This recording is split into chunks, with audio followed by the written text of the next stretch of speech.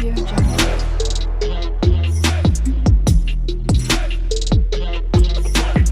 Audio Jungle. ఈరోజు మేము కోడిగుడ్డు పులుసు ఇంకా అరటికాయ పులుసు చేస్తున్నాం అనమాట. కోడిగుడ్డు పులుసు వచ్చి మాకు, అరటికాయ పులుసు వచ్చి మా తమ్ముడికి. వాడు నాన్ వెజ్ తిండు అనమాట, ఎగ్ కూడా తిండు, ప్యూర్ వెజిటేరియన్, ఓన్లీ వెజిటేబుల్స్ మాత్రమే తింటాడు. అందుకోసం కోడిగుడ్లు మామూలుగా ఇక్కడ ఉడకపెట్టేసుకొని ఇంకా పక్కకు తీసేసుకొని పెంకులు తీసేసుకొని కోడిగుడ్డుకి సన్నగా ఘాట్లు పెట్టుకొని ఉంచుకున్నాం అనమాట. తర్వాత ఇంకా ఎర్రగడ్డలు ఒక 2, టమాటాలు ఒక 8, అంటే ఆ కూర ఈ 2 కూరలు ఉన్నాయి కదా, దానికోసం అంతా కలిపి కట్ చేసేసాము. తర్వాత చింతపండు రసం కూడా తీసి పెట్టుకున్నాము. తర్వాత స్టవ్ మీద 2 బాండీలు పెట్టుకొని కూర అయితే ప్రిపేర్ చేస్తున్నాం అనమాట. కూరలు ప్రిపేర్ చేస్తున్నాము. నేనేమి ప్రిపేర్ చేయట్లేదులేండి, మా చెల్లెలే చేస్తుంది. ఇంకా నేనైతే కెమెరా షూట్ చేసుకుంటున్నాను అనమాట, అటు ఇటు.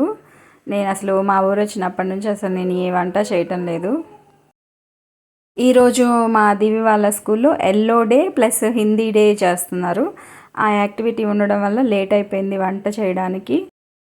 అంటే హిందీ డే కోసం వాడి కోసం వాళ్ళ అమ్మ హిందీ చాట్ అది ప్రిపేర్ చేసేసరికి వంట లేట్ అయ్యేసరికి ఇంకా ఈజీగా అయిపోతాయని చెప్పి ఈ 2 కూరలు ఫాస్ట్గా చేసేసామన్నమాట లంచ్ బాక్స్ కోసం.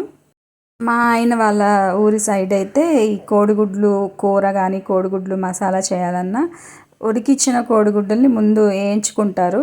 ఇక్కడైతే అట్లా ఏం చేయరు, ఉడకపెట్టేసి పులుసులో డైరెక్ట్గా వేసేస్తారనమాట. ఉడికించిన కోడిగుడ్లు ఏంపి మళ్ళీ కూరలు వేయడం అదొక టేస్ట్, ఇంకా ఉడికించిన కోడిగుడ్లు డైరెక్ట్గా వేయడం వల్ల అదొక టేస్ట్ వస్తుంది. 2 కూరలు బాగానే ఉంటాయి. ఇకపోతే పులుసులోకి అయితే కోడిగుడ్లు వేసేసుకొని పులుసు చిక్కుపడేంత వరకు ఉడికించుకోవాలి. ఇక్కడ అరటికాయ కూర కూడా రెడీ అయిపోయింది. అరటికాయ పులుసు కూడా చాలా బాగుంటుంది, ఖచ్చితంగా ఒకసారి ట్రై చేయండి. అంటే అరటికాయ ఫ్రైయే ఎక్కువ తింటుంటాము, కానీ కూర కూడా చాలా బాగుంటుంది. ఇంట్లో కోడిగుడ్డు కానీ చికెన్ కానీ చేపలు కానీ చేసినప్పుడు ఖచ్చితంగా ఇంకొక కూర సపరేట్గా చేయాల్సిందే వెజిటేరియన్తో, మా తమ్ముడి కోసం. అదనమాట ఈ రోజుకైతే సంగతులు. మళ్ళీ కలుద్దాం. Bye bye.